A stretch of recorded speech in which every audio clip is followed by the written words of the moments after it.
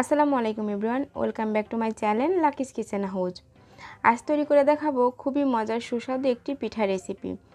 শীতের এই সিজনে এই পিঠাটা একবার হলেও ট্রাই করবেন, মুখে দিলেই মিলে যাবে এমন একটি পিঠা। একবার বানালে বারবার খেতে মন চাইবে এমনই একটি মজাদার পিঠা। চলুন তাহলে রেসিপিটি শুরু করি। চলে একটি প্যান বসিয়ে দিলাম এবং তাতে দিয়ে দিলাম 2 টেবিল চামচ ঘি। এখানে ঘিটাই দিতে হবে। এটা একটু গলে গেলে দিয়ে দিচ্ছি 1 কাপ পরিমাণ সুজি। সুজিটা ঘিয়ের সঙ্গে খুব ভালোভাবে ভেজে নিব। অনবরত নেড়ে চেড়ে সুজিটা ভেজে নিতে হবে। সুন্দর একটা ফ্লেভার আসা পর্যন্ত সুজিটা ভাজবো। নিচে থেকে যেন পুড়ে না যায় সেই জন্য অনবরত নেড়ে চেড়ে সুজিটা ভেজে নিতে হবে। আর চুলার আঁচটা এই পর্যায়ে মিডিয়াম টু লোয়ে রাখতে হবে। সুজিটা যখন ঝরঝরে হয়ে যাবে তখন দিয়ে দিব মাঝারি সাইজের 1 গ্লাস লিকুইড দুধ। লিকুইড দুধটা আমি একবারে দেব না, একটু একটু করে দিয়ে মিশিয়ে নিব খুব ভালোভাবে। আমি 1 গ্লাস দুধ পুরোটাই দিয়ে দিব। একটা ডো তৈরি করে নিব। 2 মিনিটের মধ্যে এই ডোটা তৈরি হয়ে যাবে। অল্প অল্প করে দুধ দিয়ে মিশিয়ে নিচ্ছি। অনবরত নেড়েচেড়ে একটা ডো তৈরি করে নিব। খুব ভালোভাবে মিশিয়ে নিতে হবে, না হলে দলা পেকে থাকবে। খুব অল্প সময়ে এই ডোটা তৈরি হয়ে যাবে। একদম মসৃণ একটা ডো।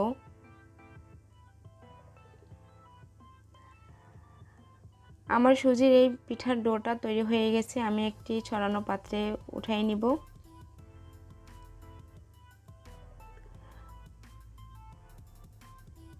গরম ভাপটা বের হয়ে যাওয়া পর্যন্ত অপেক্ষা করব। এর ফাঁকে আমরা পিঠাটা ভিজানোর জন্য একটা মালাই তৈরি করে নিব। চলো একটি প্যান বসিয়ে দিলাম এবং তাতে দিয়ে দিচ্ছি 1/2 কাপ পরিমাণ চিনি ও 3 টেবিল চামচ পরিমাণ পানি। একটা ক্যারামেল তৈরি করে নিব। যখন ক্যারামেলটা এক সাইড থেকে কালার হওয়া শুরু করবে ঠিক সে পর্যায়ে আমি এটা নাড়াচাড়া করে রান্না করে নিব। খুব সুন্দর একটা কালার আসা পর্যন্ত অপেক্ষা করব। খুব বেশি ডার্ক কালার করা যাবে না, তাহলে এটা খেতে তিতা লাগবে। তাই সুন্দর একটা ব্রাউন গোল্ডেন কালার যখন আসবে তখন আমি দিয়ে দিব 1 গ্লাস পরিমাণ লিকুইড দুধ।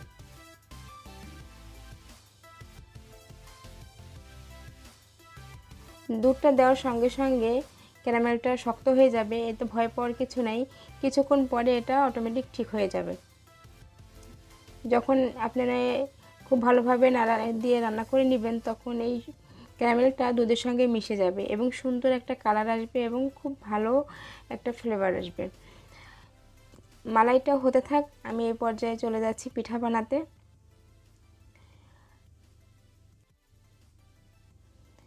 এখন দিয়ে দিচ্ছি 1/3 কাপ পরিমাণ পাউডার মিল্ক ও 1/3 কাপ পরিমাণ চিনি। এবার দিয়ে দেব একটা ডিম। এ পর্যায়ে ডিমের ফ্লেভারটা যদি কারোর পছন্দ না হয় সেক্ষেত্রে ডিমেরটা স্কিপ করতে পারেন। ডিমের পরিবর্তনে এখানে লিকুইড মিল্ক ব্যবহার করতে পারবেন ডোটা তৈরি করার জন্য। এখন আমি খুব সুন্দর একটা মসৃণ ডো তৈরি করে নিব পিঠাটা বানানোর মতো করে। আমার ডোটা তৈরি হয়ে গেছে। এখন আমি হাতে একটু ঘি লাগিয়ে নিলাম এবং আমার পছন্দ মতন একটা শেপ দিয়ে পিঠাটা তৈরি করে নিব। আমি এখান থেকে একটু ডো নিয়ে নিচ্ছি এবং প্রথমে রাউন্ড শেপ দিয়ে পরে 2 কর্নার দিয়ে একটু কোনা করে দিয়ে দিচ্ছি। আমি মেরা পিঠার মতো করে একটা শেপ দিয়ে দিচ্ছি। এখানে আপনারা আপনাদের পছন্দ মতো যে কোনো শেপ দিয়ে পিঠাটা বানিয়ে নিতে পারবেন। আমি আবার একটা বানিয়ে দেখাচ্ছি। একটু ডো নিয়ে নিলাম এবং হাতের তালুর সাহায্যে ঘুরিয়ে ঘুরিয়ে একটা রাউন্ড শেপ দিয়ে দিচ্ছি এবং তারপরে 2 কর্নার দিক থেকে একটু কোনা করে দিচ্ছি। আমি এভাবেই সবগুলো পিঠা বানিয়ে নিব। আমার সবগুলো পিঠা বানানো হয়ে গেছে। আলহামদুলিল্লাহ, পিঠাগুলো দেখতে অনেক সুন্দর লাগতেছে। এগুলো খুব সুন্দর মসৃণ একটা পিঠা।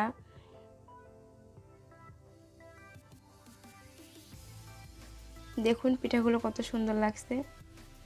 এখন আমি পিঠাগুলো ভেজে নিব।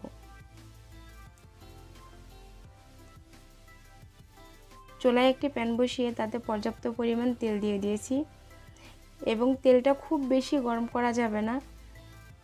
আপনারা পিঠাটা দেওয়া দেখেই বুঝতে পারছেন তেলটা কেমন পর্যায়ে গরম ছিল।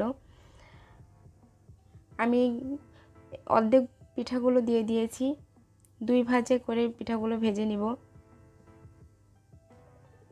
প্রথম পর্যায়ে পিঠাগুলো নাড়া দেব না, যখন পিঠাটা তেলের থেকে নিচে থেকে উঠে আসবে ঠিক সে পর্যায়ে আমি পিঠাগুলো নেড়ে চেড়ে ভেজে নিব। পছন্দ মতো কালার করে পিঠাগুলো ভেজে নিব।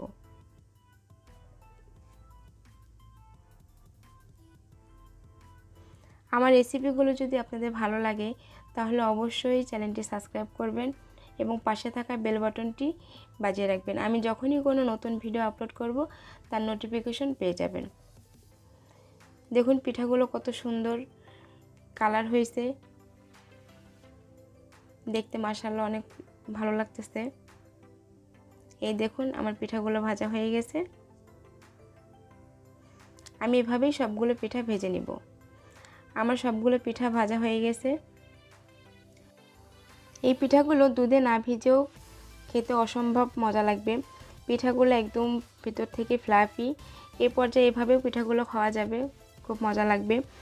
অবশ্যই বাসায় একবার ট্রাই করবেন। ট্রাই করে আপনার পিঠাগুলো কেমন হলো আমাকে কমেন্ট করে জানাতে ভুলবেন না। এখন আমি আগে থেকে যে দুধ এবং ক্যারামেল তৈরির একটা মালাই রেডি করে রেখেছিলাম তার মধ্যে সবগুলো পিঠা দিয়ে দিচ্ছি এবং পিঠাগুলো 2 ঘন্টার জন্য রেস্টে রেখে দিব মালাইয়ের মধ্যে। ফিরে আসছি 2 ঘন্টা পর। দেখুন পিঠাগুলো একদম সফট হয়ে গেছে। পিঠাগুলো দেখতে যেমন সুন্দর, আলহামদুলিল্লাহ খেতেও অনেক মজা। এই শীতে এই সুজির মালাই পিঠা মুখে দিলেই মিলে যায়। অবশ্যই একবার ট্রাই করবেন। এমনই সব মজার মজার রেসিপির ভিডিও পেতে অবশ্যই আমার চ্যানেলটি সাবস্ক্রাইব করবেন। আল্লাহ হাফেজ।